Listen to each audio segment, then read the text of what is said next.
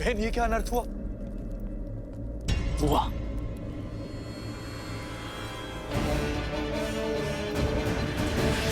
ये क्या अनर्थ हुआ?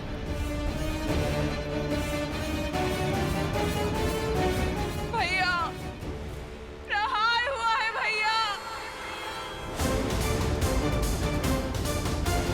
आपके शौर्य और गर्व पर प्रहार हुआ है भैया।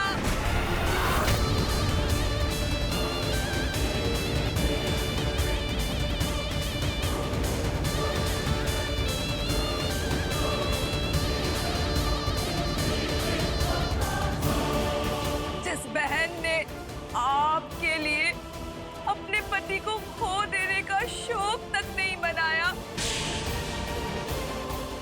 देखिए उसे कैसा शौक मिला है भैया।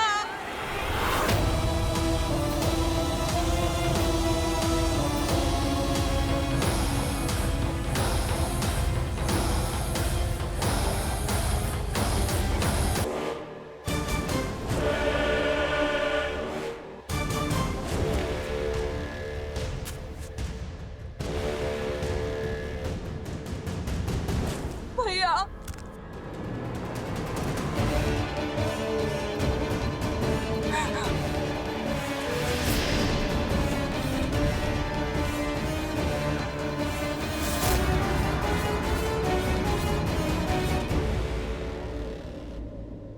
आंसू नहीं,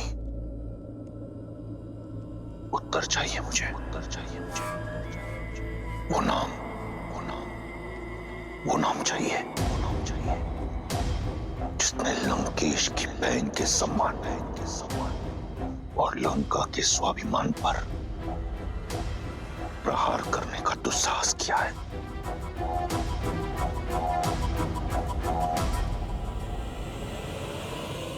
और मुझे प्रतिकार, उस उद्दंडी का संहार, उस राम का सर्वनाश चाहिए मुझे भैया।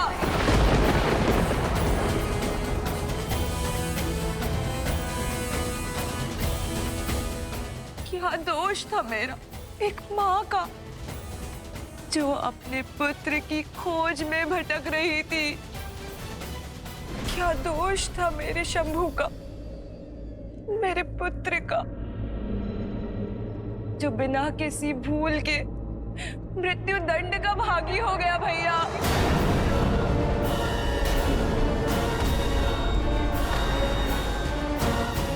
शंभू, हाँ भैया, मार डाला उन वनवासियों ने आपके लंकेश के भांजे को।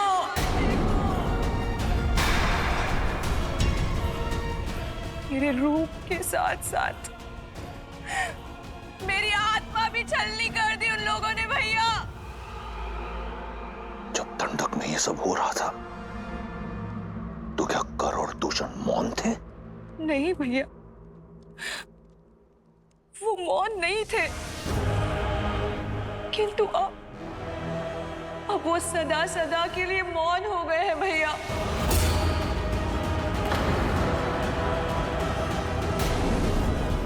जब खर और दूषण भैया इस पाप का कारण जानने उनके पास गए, तो उन दुष्ट वनवासियों ने उनके साथ साथ हमारे 14,000 असुर संबंधियों का भी संहार कर दिया भैया। राम और लक्ष्मण ने राक्षसों के विरुद्ध युद्ध का शंखनाद कर दिया भैया। और वो सीता, मेरा आपकी बहन का अपमान देखकर प्रसन्न हो रही थी भैया। मुझे प्रतिकार चाहिए भैया, हाँ, प्रतिकार चाहिए भैया।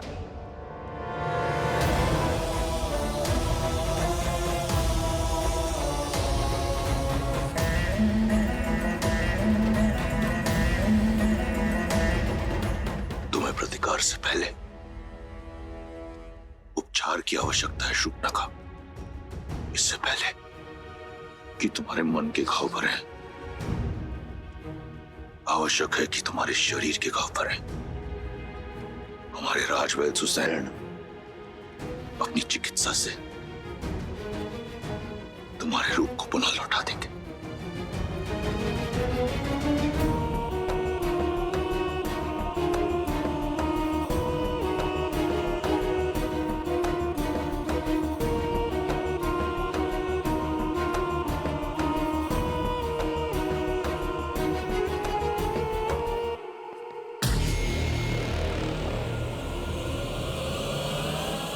स्मरण रहे, जो इस कक्ष में बीता है उस पर कोई संवाद, कोई चर्चा नहीं होगी। मेरे बहन के इस अपमान की चर्चा अगर इस कक्ष के बाहर निकली तो उस वनवासी से पहले मैं तुम सबके प्राण हर लूंगा।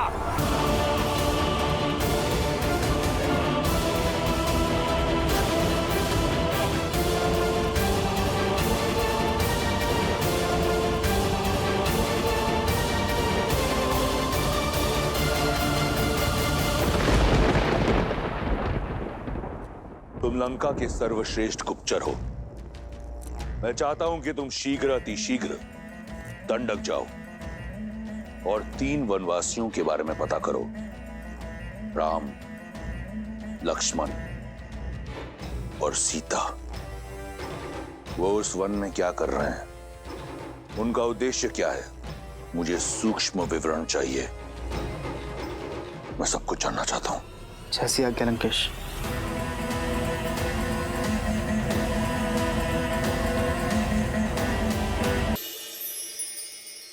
आओ सीते।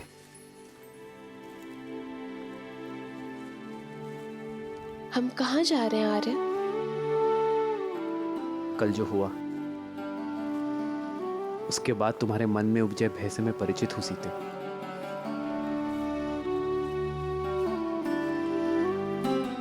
तुम्हारी प्रसन्नता कहीं लुप्त हो गई है, बस उसे ही ढूंढने जा रहे हैं।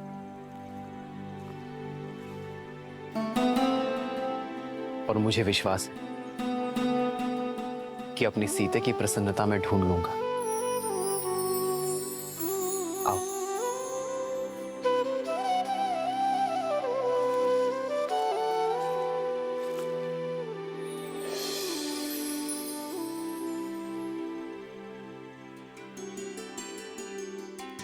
प्रेम समर्पण करुणा ज्ञान से है भरा दो प्यारा नाम। जय सिया राम, जय जय सिया राम।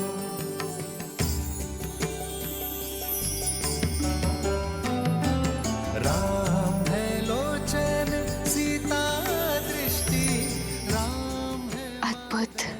सीता वृष्टि, राम सियासा। शांति नीति के इस भयानक वन में इतना सुंदर स्थान भी हो सकता है। देखा, लौट आई ना तुम्हारी प्रसन्नता। अपने इन भावों और प्रयास से आप मेरे मन को आनंदित कर ही देते आ रहे। कैसे वनवास के इस जटिल समय को आपने अपने समर्पण से कितना सरल बना दिया। तुम भी तो मेरा हर पल सुंदर बना देती हो सीते। अपने प्रेम से ही तो तुमने इस वन में स्वर्ग बसाया है।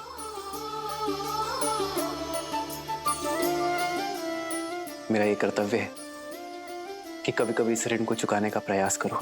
जन्म जन्म का और वैसे भी सीते, संगम, जीवन छोटे छोटे पलों में ही तो बसता है। सीता हर क्षण भवधन। भविष्य की चिंता करने से श्रेष्ठ तो यही है एक है कि हम हर पल एक समर्पण, वर्तमान में आनंद को ढूंढे। है रूप तो दूजा दर्पण। ठीक कहा आपने आर्य। मैं इस आज को, इस क्षण को, इस प्रेम को सजो लेना चाहती हूँ जीवन भर के लिए।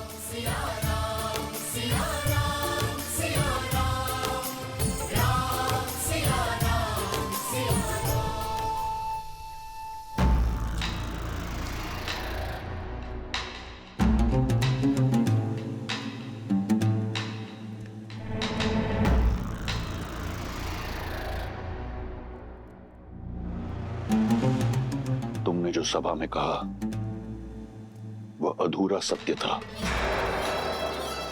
मैं पूर्ण सत्य जानना चाहता हूं। तुम्हारे साथ दंडक में क्या हुआ शूर्पणखा? सत्य ये है कि मैं आपको दिया हुआ अपना वचन पूर्ण करना चाहती थी भैया।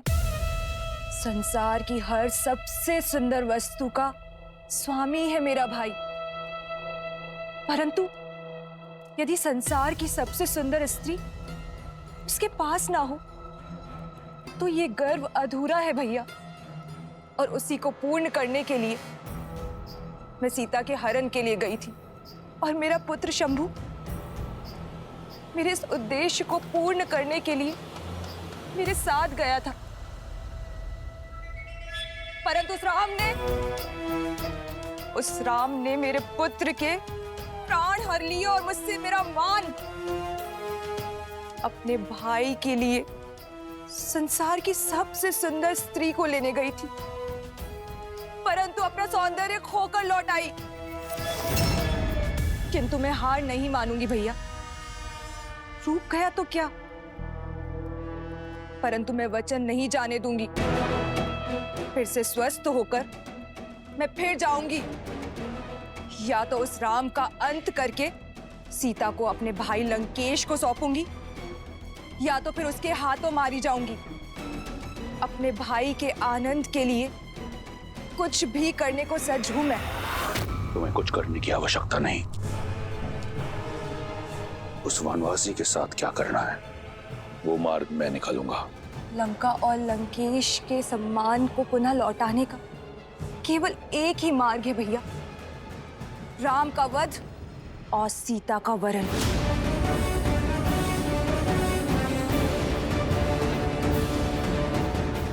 अपने बलिदानों के बदले केवल और केवल अपने भाई की प्रसन्नता चाहती है ये बहन।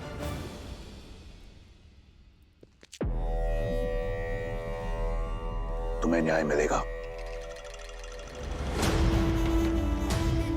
और लंका को उसके अपमान का प्रतिकार।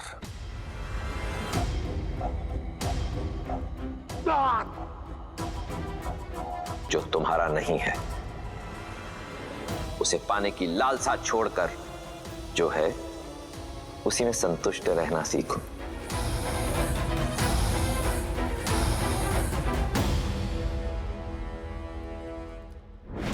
जब मन में संशय का नाद हो तो न्याय का डंका नहीं बजता है। मैं जानती हूं भैया कि महादेव को दिए हुए वचन के कारण आप चिंतित हैं, परंतु अब तो वो भी आड़े नहीं आएगा भैया, क्योंकि अब आप सीता पर दृष्टि नहीं डाल रहे हैं, आप प्रतिशोध ले रहे हैं अपनी बहन और अपने वंश पे किए गए अपमान का। आपके पास उत्तर देने के लिए है महादेव को कि आपकी बहन पर जो अत्याचार हुआ है उसका दंड दे रहे हैं आप राम को, उसके प्राण लेके। एक अबला विधवा का उद्धार करने के लिए उससे विवाह किया। सीता लंका के स्वर्ण महलों में रहने के योग्य है, ना कि वन में दर दर भटकने के। सीता उस राम के योग्य नहीं जिसके तन पर ना तो वस्त्र है और ना पैरों में पादुकाएं। भैया, आप एक स्त्री को उसका अधिकार दे रहे हैं। एक स्त्री होने के नाते मुझे पूर्ण विश्वास है कि इस उपकार के बदले सीता सदा आपकी ऋणी रहेगी। हमें शीघ्र उत्तर देना चाहिए पिताश्री।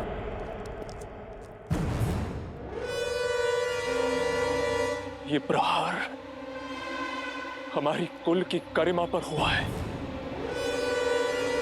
हम इसका प्रतिशोध अवश्य लेंगे।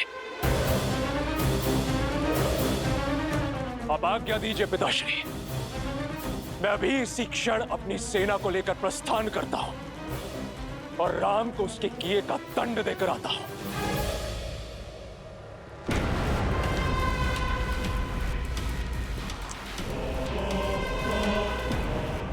मुझे तुम्हारे शौर्य पर गर्व है। भैया, इस विषय पर हमें शांति से विचार करना चाहिए।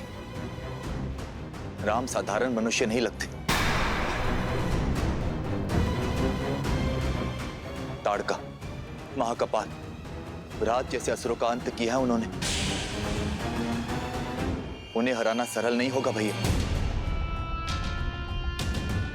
भैया, नीति तो यही कहती है कि हमें राम से संवाद करना चाहिए, उनका पक्ष भी सुनना चाहिए। नारी का सम्मान करने वाले, अहिल्या को मुक्त कराने वाले धर्मात्मा ने किसी कारणवश शूर्पणखा पर प्रहार किया होगा।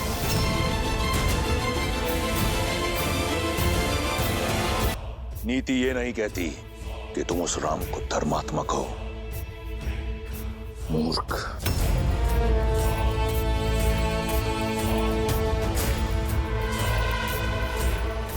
स्वामी, शूर्पणखा के साथ जो हुआ उससे मैं भी दुखी और उत्तेजित हूं, किंतु मुझे लगता है कि सत्य उससे अधिक बड़ा है जितना शूर्पणखा ने बताया।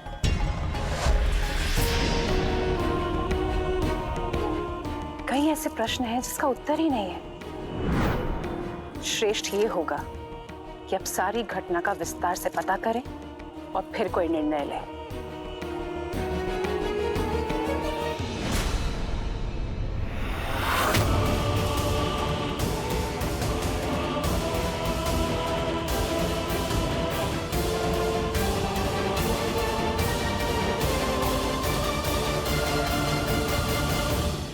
दो 210, 211, 212।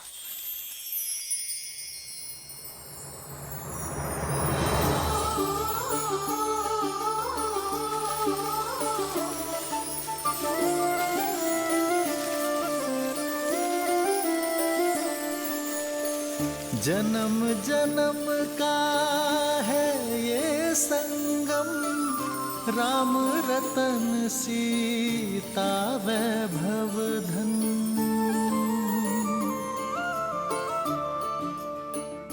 213, 214, 215, 216, 217।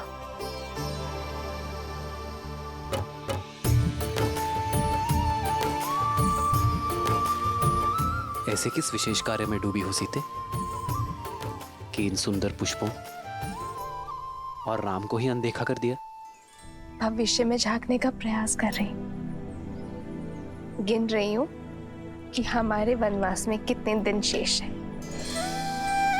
कब माताओं भरत और शत्रुघ्न भैया और अपनी बहनों से मिल पाऊंगी। देखिए, वर्ष भर भी नहीं बचा। बस कुछ माह और फिर से अयोध्या की पावन माटी का स्पर्श होगा। फिर से मेरा भरत मेरी भुजाओं में होगा और फिर से मेरी माताओं के प्रेम का सानिध्य मिलेगा। हाँ, आपके नेत्रों में तो सुख दिख रहा है, पर मेरे सुख में चिंता दिख रही है। क्या बात है सीते? क्या तुम अयोध्या जाकर प्रसन्न नहीं होगी?